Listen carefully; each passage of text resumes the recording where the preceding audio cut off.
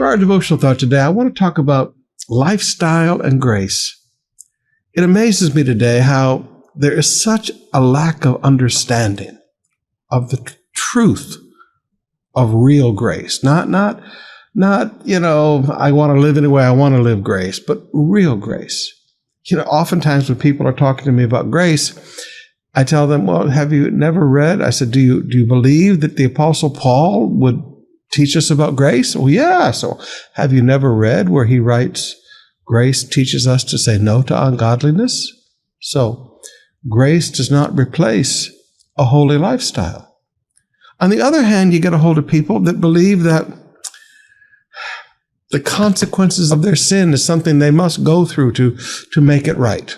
Well, I'm gonna pay the price for my sin. I'm gonna do what's right and take my punishment and pay the price. But beloved, the consequences of your sin is not how you atone for sin. Jesus atoned for your sin on the cross. Now listen to Solomon, and then we'll get into his father a little later also. Proverbs 10, verse 29. The way of the wicked is a stronghold to those with integrity, but it destroys the wicked. Proverbs 25, verses 16 through 21. Turn to me and have mercy on me. I am alone and in deep distress. My problems go from bad to worse. Have you ever felt like that? My problems go from bad to worse. Oh, save me from them all. Feel my pain and see my trouble. Forgive all my sins. See how my enemies I have and how viciously they hate me. Protect me. Rescue my life from them. Do not let me be disgraced, for in you I take refuge. May integrity and honesty protect me, for I put my hope in you. Now notice something very clear here. The ways of God are a stronghold. They're a place of protection. When you walk in integrity, the ways of the Lord are a stronghold to those who with integrity, Proverbs 10:29. The ways of God are a refuge, a place of security, a place of protection, but not a place of protection for those who want to go and do crooked, corrupt things and then run to God for protection. It doesn't work like that. The ways of God are a protection for those who walk in integrity.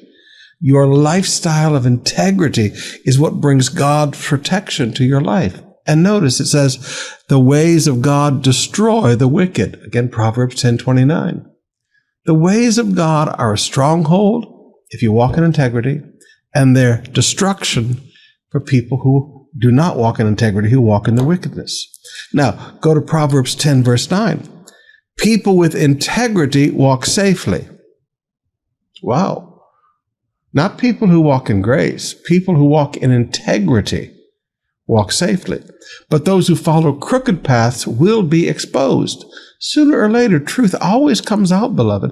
No matter how people want to point the fingers at others, truth always comes out. Psalms 25, verse 21, David writes, May integrity and honesty protect me, for I put my hope in you. May integrity and honesty protect me. Why? For I have put my hope in you. Beloved, none of us are perfect, but we can live a life of integrity. That means transparency.